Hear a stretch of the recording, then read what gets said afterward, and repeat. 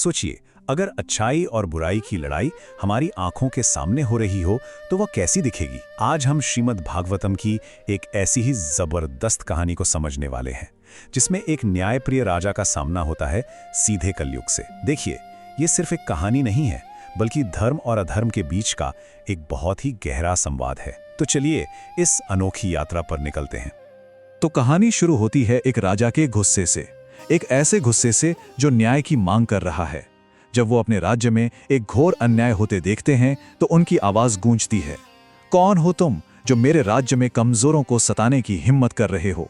ये कोई मामूली सवाल नहीं है, बल्कि ये न्याय की वो पहली चिंगारी है जो पूरी कहानी में आग लगा देगी। राजा परीक्षित की नजर एक ऐसे सीन पर पड़ती है जो उनका दिल दहला देता है।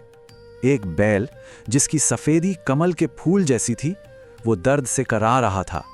उसकी वो पवित्रता उस पर हो रहे जुल्म को और भी भयानक बना रही थी। सोचिए जरा, जब बेदाग अच्छाई पर हमला होता है तो वो मंजर कितना दर्दनाक होता होगा। और उस बैल की हालत ऐसी कि देखकर किसी का भी दिल दहल जाए। वो बेचारा सिर्फ एक पैर पर कांपता हुआ खड़ा था। क्यों? क्योंकि उसके बाकी 3 पैर बड़ी बेरहमी से काट दिए गए थे। ये सिर्फ एक जख्म नहीं था, ये एक गहरा रहस्य था जिसने राजा के मन में करुणा की आग जला दी। और उस बैल के पास ही खड़ी थी एक गाय, रो रही थी, बिल्कुल वैसे ही जैसे कोई माँ अपने बच्चे को खोकर रोती है। उसकी लाचारी और उसका दर्द देखकर ऐसा लग रहा था मानो वो सिर्फ अपने साथी के लिए नहीं, बल्कि पूरी दुनिया में धर्म की जो बुरी हालत हो रही थी उस पर आंसू बहा रही हो। सच में एक दिल तोड़ देने वाला नजारा था। यह सब देखकर राजा परीक्षित का गुस्सा 7वें आसमान पर पहुंच जाता है। वो उस अपराधी के सामने जाते हैं जो दिखने में तो एक राजा लग रहा था, और गरजते हैं, कपड़े तो तुमने राजाओं वाले पहने हैं, पर तुम्हारे काम बहुत घटिया हैं। तुम इन बेजुबानों पर तब हाथ उठाते हो जब इनके बचाने वाले यहाँ नहीं हैं। तुम्हारे इस गुनाह की सजा सिर्फ मौत है, और याद रखना, मेरे राज्य में किसी भी बेगुनाह को तकलीफ नहीं होगी। लेकिन न्याय करने से पहले राजा को सच जानना था। उनका गुस्सा अब करुणा में बदल जाता है। वो उस घायल बैल की तरफ मुड़ते हैं और बड़े धीरे से पूछते हैं, बताओ, तुम्हारे साथ ये सब किसने किया? मुझे उसका नाम बताओ ताकि मैं उसे सजा दे सकूं। लेकिन बैल का जवाब वो नहीं था जिसकी किसी को उम्मीद थी। उसने किसी का नाम नहीं लिया, बल्कि उसने एक ऐसा गहरा सवाल पूछ लिया जिसने सबको सोचने पर मजबूर कर दिया। हम तो खुद उलझन में हैं, हमें नहीं पता कि हमारी इस तकलीफ का असली कारण कौन है। और बस यहीं से ये कहानी एक क्राइम सीन से कहीं ज्यादा गहरी हो जाती है। तो बैल ने एक पहेली रख दी कि आखिर दुख का असली कारण क्या है।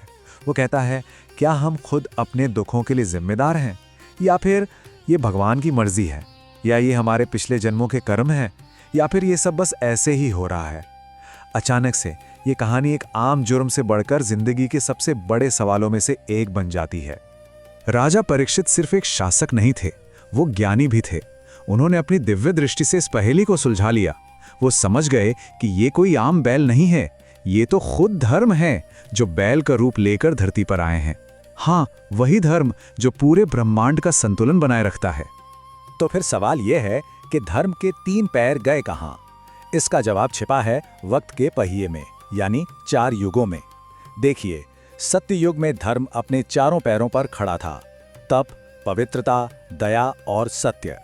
फिर आया त्रेता युग और घमंड ने तप को खत्म कर दिया। उसके बाद द्वापर युग में छल कपट ने पवित्रता को भी मिटा दिया, और अब इस कलयुग में क्रूरता ने दया को भी खत्म कर दिया है। तो अब धर्म सिर्फ सत्य के एक पैर पर किसी तरह लड़खड़ा रहा है। और अब पहेली का दूसरा हिस्सा, वो अपराधी कौन था? राजा पहचान लेते हैं कि वो कोई आम इंसान नहीं, बल्कि स्वयं कली है। जी हाँ, कली, यानी कला और पाप का वो युग जिसमें हम जी रहे हैं, उसी का जीता जागता रूप। वो अधर्म का एजेंट है, और उसका एक ही मकसद है, धर्म के उस आखिरी पैर यानी सत्य को भी तोड़ देना। जैसे ही राजा को पूरा सच पता चलता है, वो एक पल भी नहीं गवाते।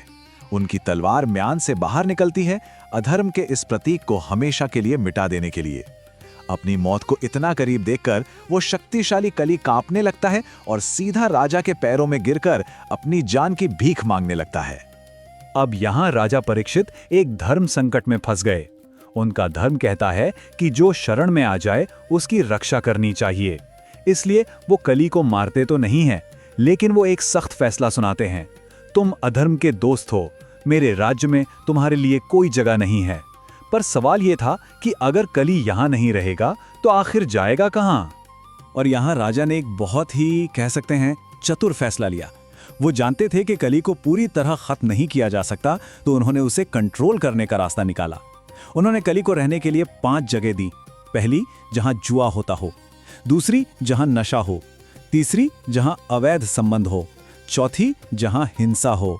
और आखिर में सोना, जो झूठ, घमंड और जलन को जन्म देता है। कली को उसकी सीमाओं में बांधने के बाद राजा ने अपना ध्यान वापस धर्म के बैल की तरफ किया।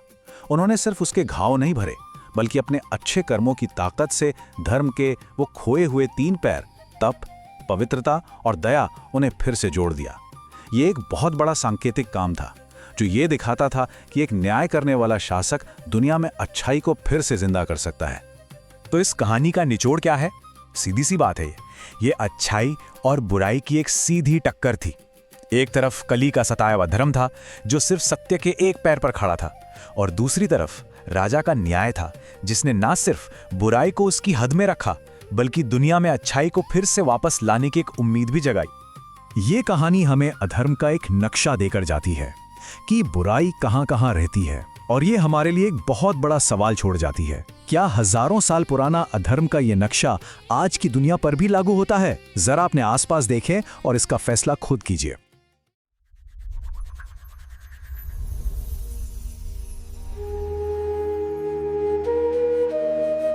नमस्कार, और आज की इस खास चर्चा में आपका स्वागत है। नमस्कार। हमारे हाथ आज श्रीमद् भागवत के पहले स्कंद का 17वां अध्याय लगा है। ये सिर्फ एक कहानी नहीं है, बल्कि एक राजा, न्याय और एक पूरे युग के अवतार के बीच एक जबरदस्त टकराव का ब्यौरा है। और ये अध्याय, जिसे कली निग्रह यानी कली का दमन कहा जाता है, वो शासन और नैतिकता पर एक मास्टर क्लास की तरह है। सही कहा। इसमें सिर्फ घटनाएं नहीं हैं, बल्कि गहरे प्रतीक छिपे हैं, जिन्हें आज हम परत दर परत खोलेंगे। तो आज का हमारा मिशन साफ है। हम राजा परीक्षित की कहानी में उतरेंगे, जो अपने राज्य में अधर्म का सामना करते हैं, और सिर्फ एक अपराधी को नहीं, बल्कि कलियुग की साक्षात शक्ति कली से सीधी टक्कर लेते हैं। लेकिन ये टक्कर वैसी नहीं है जैसी हम सोचते हैं। वही तो। चलिए शुरू करते हैं। कहानी की शुरुआत ही एक ऐसे दृश्य से होती है जो किसी को भी हिला कर रख दे। बिल्कुल। राजा परीक्षित अपने दिग्विजय के दौरान सरस्वती नदी के किनारे हैं, और वो देखते हैं कि एक शाही पोशाक पहने हुए व्यक्ति, जो कर्म से शूद्र है, एक गाय और एक बैल को बेरहमी से पीट रहा है।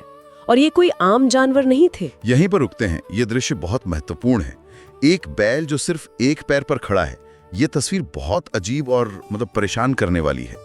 इसका क्या मतलब है? ये इस पूरे अध्याय का केंद्रीय रूपक है। वो बैल कोई और नहीं, बल्कि स्वयं धर्म का प्रतीक है। सतयुग में धर्म 4 पैरों पर मजबूती से खड़ा होता है: तप, शौच यानी पवित्रता, दया और सत्य। अच्छा।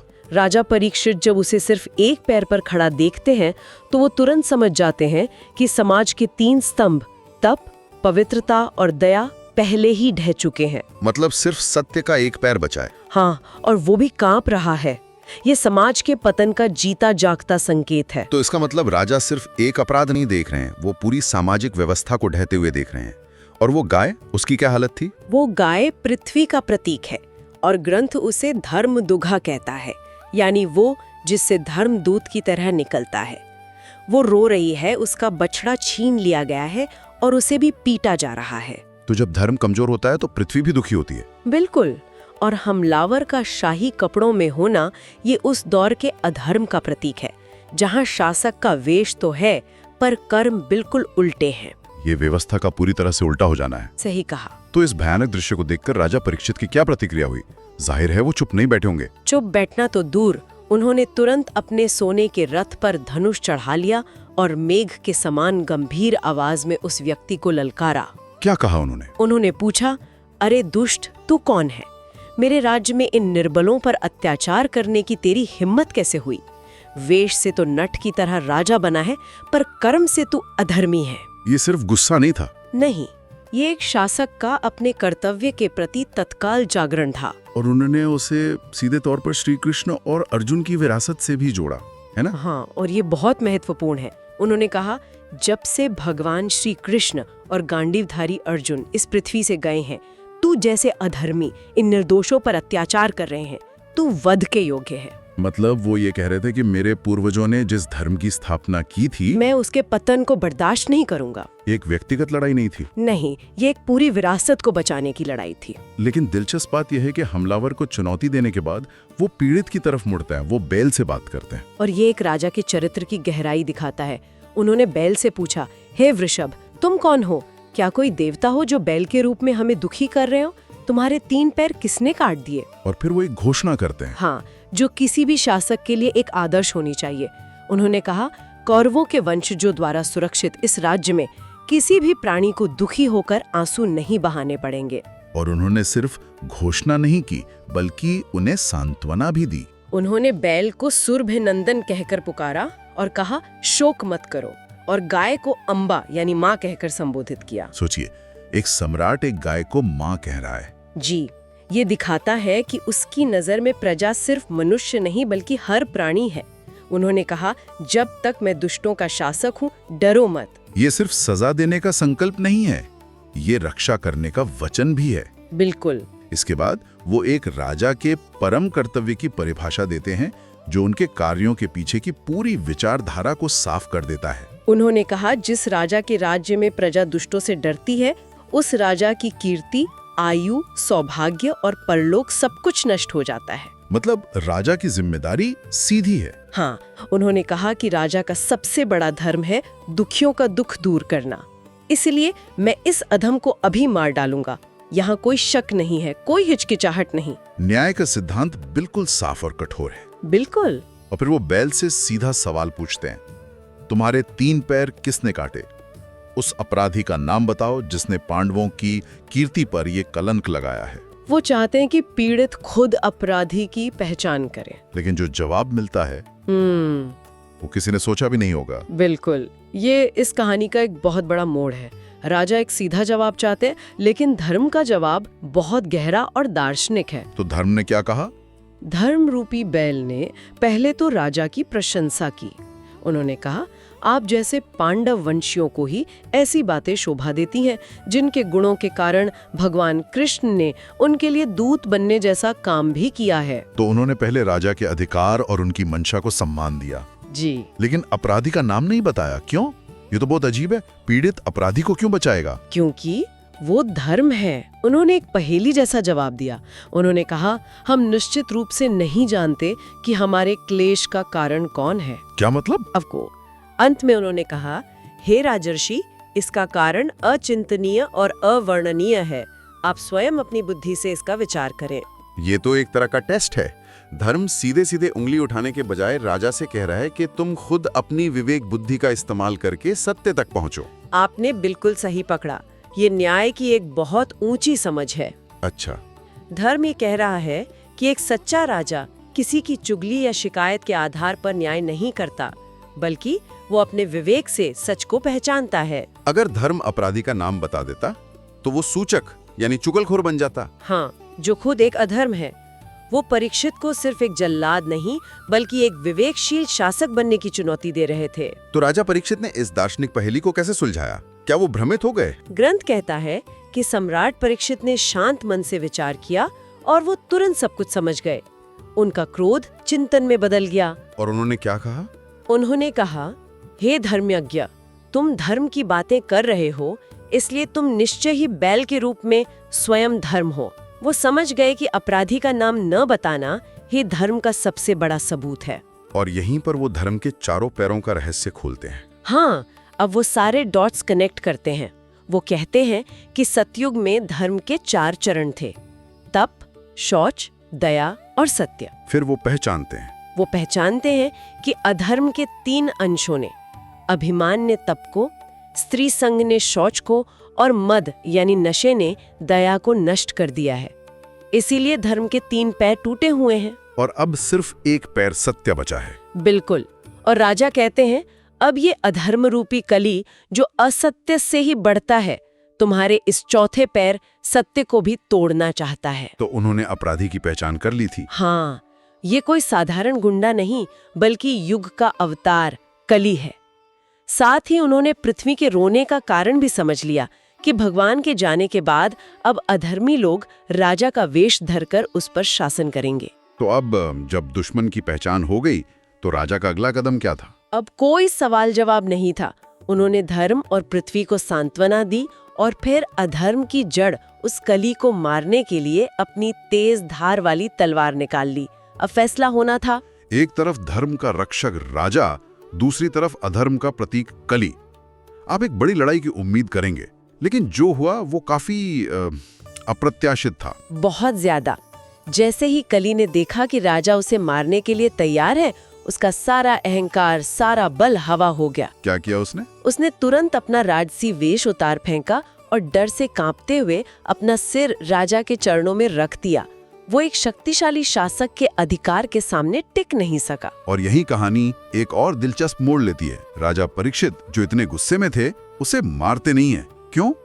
उनके पास अधर्म को जड़ से खत्म करने का मौका था। ये एक बहुत जायज सवाल है। कोई ये भी कह सकता है कि उन्होंने एक बहुत बड़ी गलती की। वत्सल थे, यानी दीनों पर दया करने वाले। अच्छा। उन्होंने मुस्कुराते हुए कहा, जो हाथ जोड़कर शरण में आ जाए उसे अर्जुन के वंशजों से कोई डर नहीं है। ये शरणागत की रक्षा का सिद्धांत है जो क्षत्रिय धर्म का एक अटूट हिस्सा है। लेकिन शरण देने का मतलब ये तो नहीं कि उसे अपराध करने की छूट दे दी जाए। बिल्कुल नहीं। इसीलिए उन्होंने तुरंत एक शर्त रखी। उन्होंने कहा, लेकिन तुम अधर्म के मित्र हो, इसलिए मेरे राज्य में नहीं रह सकते। मतलब उसे राज्य से बाहर निकाल दिया। हाँ, राजा ने समझाया कि जहाँ भी तुम राजाओं के शरीर में निवास करते हो, वहाँ लोभ, झूठ, चोरी, पाप, दंभ और कलह जैसे अधर्म फैल जाते हैं।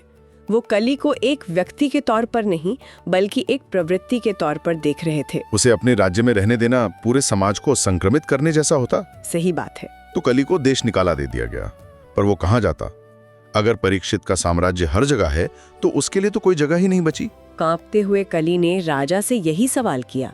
उसने कहा, हे सार्वभौम, मैं जहां भी रहने की कोशिश करता हूँ वहीं आपको धनुष बाण लिए खड़ा देखता हूँ। आप ही मुझे कोई ऐसी जगह बताइए जहां मैं आपके शासन में रहकर निवास कर सकूं। एक तरह से उसने परीक्षित के सार्वभौमिक अधिकार को स्वीकार कर लिया। जी। और यहाँ कहानी का सबसे गूढ़ और शायद सबसे विवादास्पद हिस्सा आता है। राजा उसे मारने के बजाय रहने के लिए कुछ जगहें दे देते हैं। हाँ, और ये वो हिस्सा है जो हमें आज के लिए सबसे ज्यादा सोचने पर मजबूर करता है। परीक्षित ने प्रार्थना करने पर कली को 4 स्थान दिए। कौन कौन से? जहाँ जुआ खेला जाता है यानी द्यूत, जहाँ मद्यपान होता है यानी पान, जहाँ पर स्त्री गमन होता है मतलब स्त्रियां, और जहाँ हिंसा होती है यानी सूना। ये वो जगह हैं जहाँ अधर्म स्वाभाविक रूप से फलता फूलता है। इसे ऐसे समझ सकते हैं कि राजा ने बुराई को मिटाया नहीं, बल्कि उसे कुछ सीमाओं में बांध दिया, जैसे एक वायरस के लिए कुछ कंटेनमेंट जोन बना दिए हों। ये बहुत अच्छी उपमा है।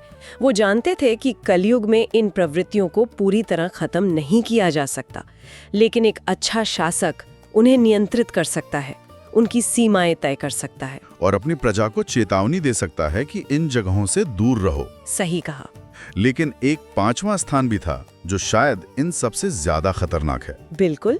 जब कली ने और स्थान मांगा तो राजा ने उसे स्वर्ण यानी सोने में निवास करने की अनुमति दे दी, और इस सोने के साथ 5 और बुराइयां जुड़ी हैं। कौन सी? असत्य, मद यानी अहंकार, काम यानी वासना, रजोगुण या आसक्ति, और वैर मतलब दुश्मनी। इस एक चीज ने कली को समाज की मुख्य धारा में प्रवेश करने का रास्ता दे दिया। ये तो आज के जमाने के लिए एक सीधी चेतावनी लगती है।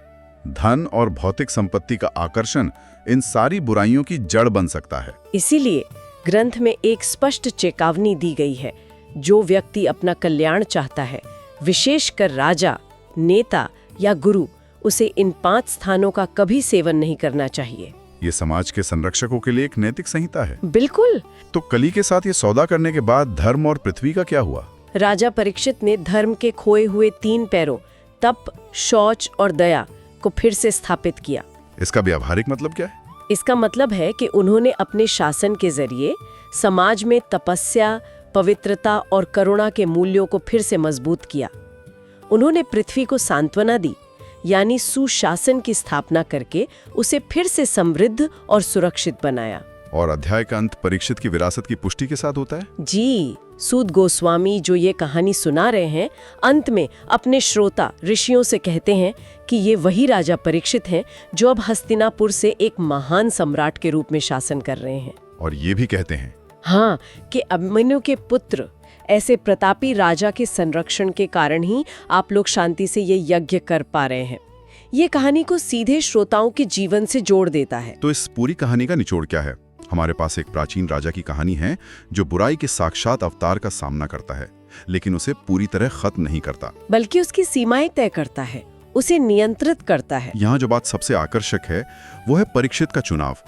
उनके पास कली को मारने की शक्ति थी, लेकिन उन्होंने उसे समाज के कुछ हिस्सों में रहने की इजाजत दे दी। ये दुनिया में बुराई की प्रकृति पर एक बहुत ही व्यवहारिक टिप्पणी है।